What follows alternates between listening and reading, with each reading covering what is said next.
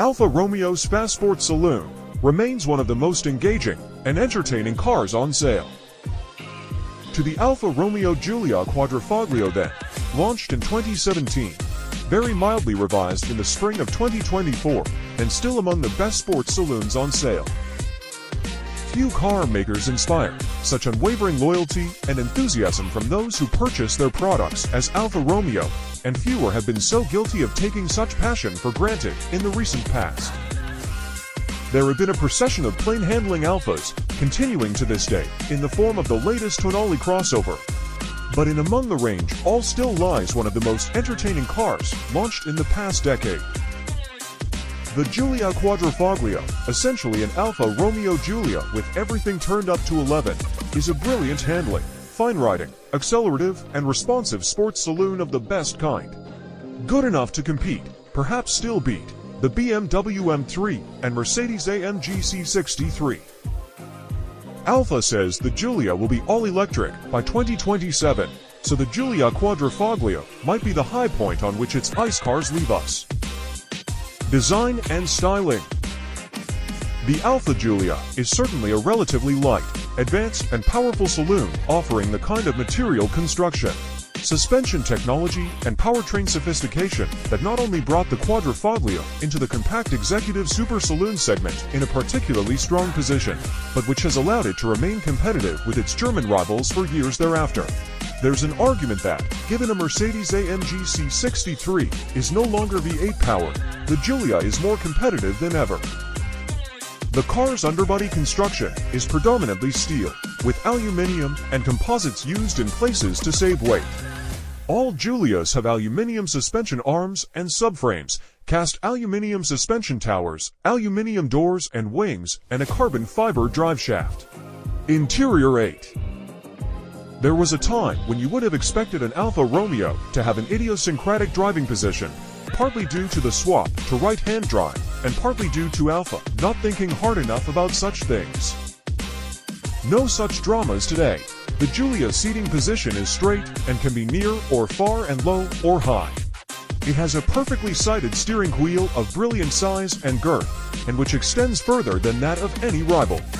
It's even pretty round, by the standards of the class. If you're looking for the last word in infotainment and connectivity, you'll not find it here, but as time goes on that bothers us less. There's a modest-sized touchscreen with an additional tunnel-mounted rotary controller, which talks to smartphones, has navigation and messaging and hands-free calling, and, honestly, what more do you need? The heating and ventilation dials are straightforward too. There are fewer features and lower quality graphics than in the latest particularly German opposition. Somehow, though, not too much of that matters. That looks and feels like the real deal, with quality leather and stitching, but there are some retrograde plastics masquerading as metals too, which gives the air of an interior from half a decade ago if you're comparing it to the latest German Solidity. A cliched finding, perhaps, but still true. Rear accommodation is acceptable, and this is a Giulia Quadrifoglio, so you can live with the fact it's not better. Engines and performance. There's a reason that the Alfa Romeo Giulia Quadrifoglio's interior foibles seem as petty as they are, and it's to do with the way the car drives. The V6 fires to a purposeful, if not spiteful, idle, with the impression that air is being moved around in gruff amounts. It's no MV8, but neither is AMG's latest offering. So notch up another win for this old stager. If you twist the D and A drive mode selector to D for dynamic, it increases the exhaust woofle, sharpens the throttle response, and affects which gear the transmission opts to put itself in. On part throttle, mind, there's an occasional hesitancy. Sometimes it gives you more than you ask, sometimes less, but it's very slight, and only just enough to prick your consciousness. The 8-speed auto's movements are nicely matched, although at anything more than a gentle cruise, we found we wanted to take charge ourselves via the column-mounted shift paddles. Do so and the Alfa fairly flies. In our 2017 road test, in good perfect conditions and on new tires it hit 60 miles per hour from rest in under 4 seconds. As a two-way average, with 2 people aboard and fully fueled, there's still nothing wrong with the 4.5 sec the car returned in our hands.